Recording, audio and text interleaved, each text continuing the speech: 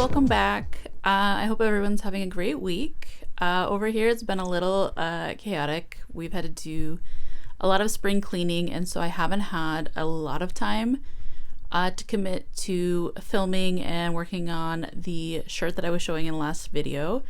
So I will continue working on that and have the result up for you shortly. But in the meantime, I have another project that I've been meaning to tackle for quite some time. That's a little less labor intensive, so I thought I could take you along this week just to try to keep up my momentum and keep filming. Some background on the project I want to work on today. A couple of years ago, I got very into paper clay and paper mache. I have been watching artists on TikTok who had created some very cool paper clay chairs or shelves, and I wanted to try my hand at it. So I just, at the time, happened to have this frame from essentially what was my dresser. I had bought it off of Amazon years and years ago, and it had cloth drawers, which eventually fell apart. And so I just had this frame. So I decided that I wanted to create a paper clay shelf. So at the end of the paper shelf project, I had a bunch of extra paper clay left, and it had been right around Lunar New Year. So I had bought these rice cakes. I got them at TNT if you're in an area that has TNT. For people watching who may not be in Canada, I think TNT is only in Canada. Not 100%, but it's a Chinese grocery store chain. And they always have like a bunch of different rice cakes. And I just happened to get this one because it's kind of like once you cook it, fry it, it's actually not like that much to split with people, and I'm like always worried I'm not gonna be able to eat that much rice cake. But I also like that the fish design. Once you take this off, you basically have like a little mold for whatever you want to use it for. So, and it also basically essentially has two, because there's the outer packaging and then this is the inner packaging. Okay, so I use those to create, as you can see, a couple of little paper clay koi. Be sure if you're doing this at home that you let these dry completely before you start painting. But I made these like well over a year ago now, so they are completely dry. And today I want to paint them. So that's what we're going to be doing now. And I think it's just like a fun little afternoon project to kind of get back into doing some creative stuff since I've just been cleaning for the past couple days.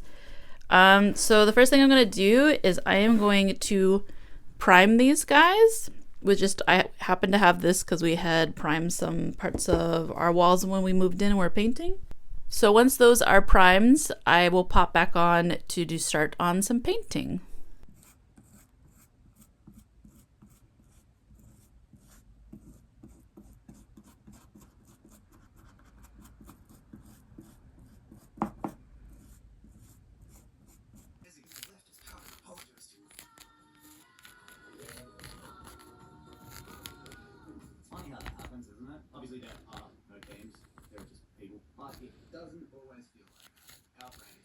I wanted to hop in here and give my 2 cents about using paper clay. Just so everyone knows, I am no expert in this. I've only done this a couple of times, so definitely do your own research and find your best recipes and methods for this. But in my experience, I'll kind of talk about what I found. So number one, you'll notice that on my clay, it's got a little bit more of a texture to it. I was kind of trying to replicate the look of plaster, so I didn't try to make it too smooth, and I also used a variety of papers when I did this, like basically anything we're going to throw away. I soaked and then blended, and then you either use flour or like glue to bind it. So if you wanted a more consistent look, I would maybe be more consistent with the paper. Look up more stuff about this, but I'm going to take a wild guess that if you use something like tissue paper or toilet paper, you might get a little bit smoother of a look and finish on this. If I was going to do, I might attempt to do that. I'm going to do some hand building probably and keep playing around with this. But for this recipe, it worked out for what I needed it for.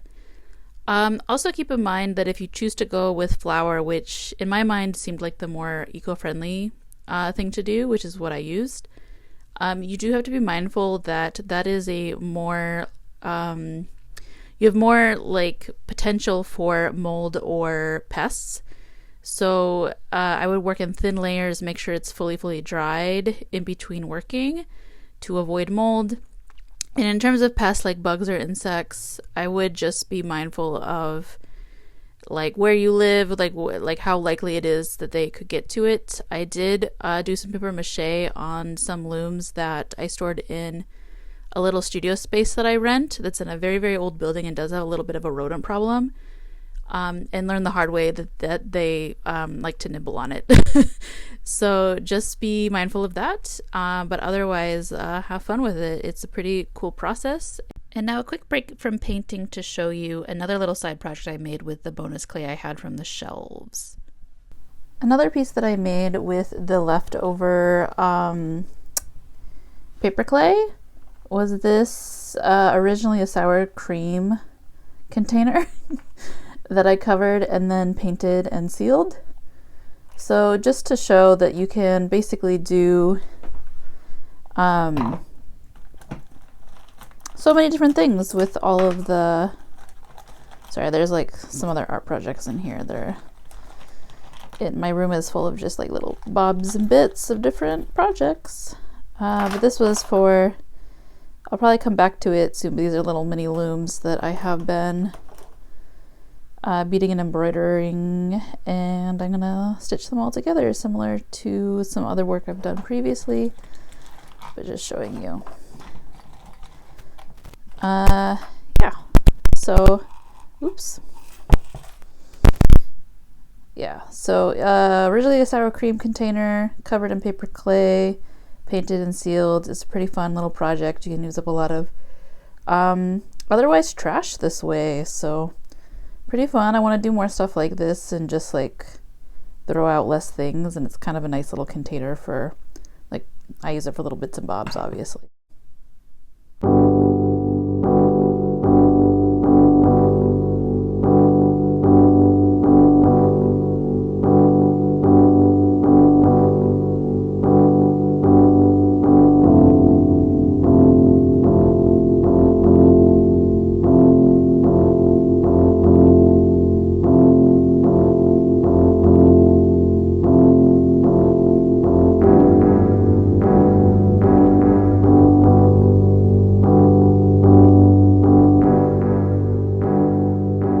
I am still very much in the process of painting these, but just to show where I'm at so far, because I don't know that I will completely fully finish this in this video, but I'm kind of playing around with like some textures and patterns on this one and kind of doing more like a shading and then a little bit of a texture on this one.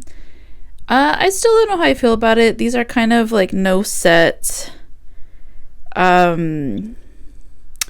ideal for how to paint them, so I'm just trying to have fun and be a little bit more experimental.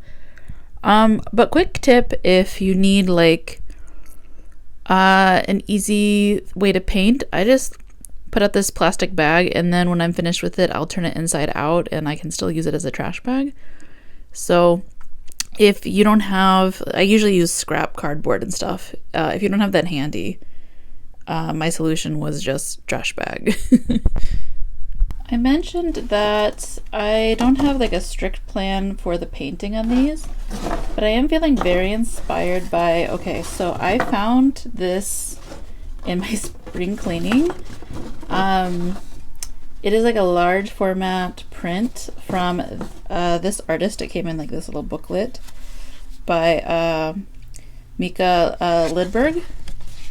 And yeah, a little bit about the artist. I've had this for a very long time. I just had it in storage, and when I found it, I was like, oh my god, I remember how much I loved this. Yeah, this is, I had bought two from them, and one was space and one was dinosaur. I love the texture on these, and they are reversible. Sorry, it's hard to do this with one hand.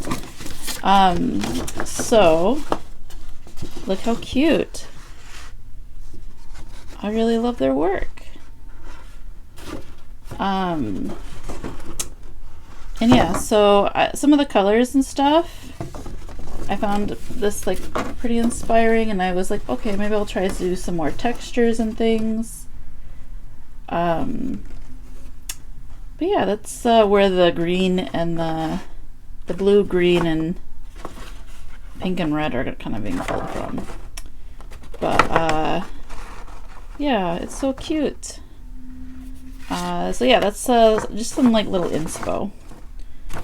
Look how nice.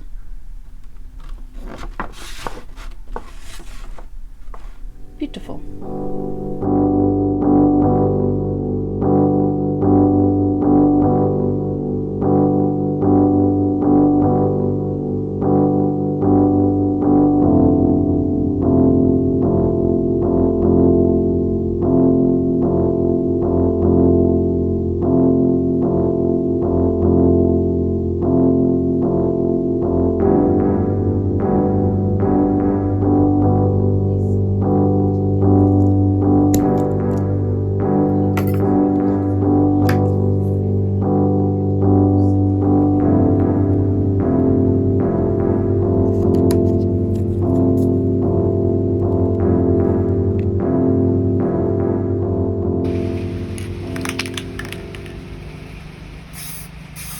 Just a mother and her children. So the painting is all done. As you can see, I've also lacquered them. I didn't have a strict plan painting these. I was just, vibing. But I will say this one kind of turned out a little bit more fun for me. However, I really love the face on this guy. It's so funny. I think the mold didn't quite, as you can see, it has a little bit more of a blunt nose. I think the mold didn't quite capture the full nose, but I think it made it like cuter. It made it such a goofy face.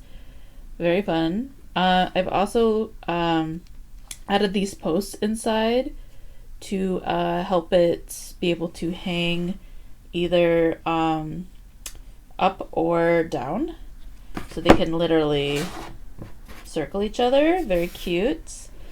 And the last thing I want to do is I have these little paper flowers that I've had for a long time and have been looking for something to use them on. And I think it might be cute to add it to this guy. Wouldn't she look cute with a little hat?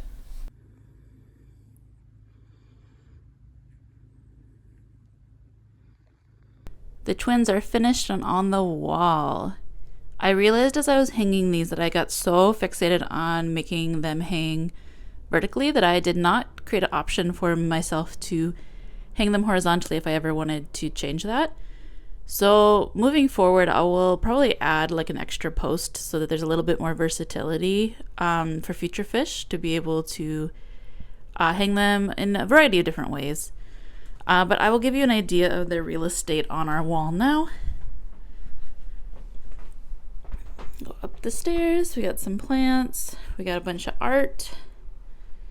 Not all of this is my art. Some of it is purchased or gifted from friends. Some of it's like the corn and the mask were purchased patterns that I created with single crochet. But yeah, that's where they're living now. Slowly building it up. And I think it'll be a very cute, well, I mean it already is, but a very cute little home for them. If you made it to this point of the video, I want to do a huge thank you to you and everybody else who has given me a comment or like or subscribed. It has really meant a lot. Particularly as an artist, it can be kind of vulnerable to post not only your work, but your process online. So those really do uplift me and make me want to continue doing this and yeah, just putting my work on the internet. So I really appreciate it, you guys. I had a great time this week and I'm really glad that I finally, those fish were, I made those like maybe, I don't know if it was last year or the year before. So I have been meaning to put those up for quite some time and I'm glad I finally forced myself and gave myself a reason to finally get them painted and up on the wall. So, yeah, YouTube has been great for getting me to get to my backlog of projects at this point. So I really do appreciate it. And if you are a paper clay or paper mache artist, I would love to hear from you. Please leave any advice you have for me in the comments because I really do want to continue exploring paper mache. And yeah, any tips or tricks? I am very new to it, so I'm sure that I have a lot of room for improvement. And if you're just an artist who's interested in trying paper clay, what kind of stuff do you guys want to make? I'd be very interested in hearing. But I hope you guys all stay creating and have a great week. And I will see you guys in the next one.